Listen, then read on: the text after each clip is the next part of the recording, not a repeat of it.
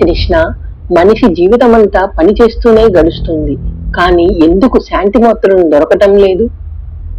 నేను చేస్తున్నది నిజంగా సరైన మార్గమేనా? కర్మ మనిషిని బంధించదు అర్జున, దాని పట్ల ఉన్న ఆసక్తే బంధం. అయితే కర్మయోగం అంత ముఖ్యమా? మోక్షం కోరేవాడికి మొదటి అడుగు కర్మయోగమే. కానీ పని చేస్తూ మనసు ఎందుకు అలసిపోతుంది కృష్ణ?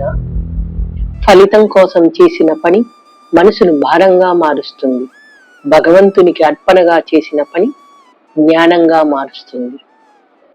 అంటే నేను పని చేస్తున్నానా లేక ఫలితాల కోసం పరిగెడుతున్నానా? కృష్ణ, ఈ మార్గం నిజమని ఎలా నమ్మాలి? ఈ మార్గం కొత్తది కాదు అర్జున, సనాతనమైనది. ఎంతో మంది మహానుభావులు ఈ మార్గంలోనే నడిచారు, ఇతరులకు చూపించారు. అంటే కర్మయోగం అంటే కేవలం పని కాదు, ఒక జీవన విధానమా? అవును అర్జున, కర్మలో జ్ఞానం కలిసినప్పుడు జీవితం పవిత్రమవుతుంది.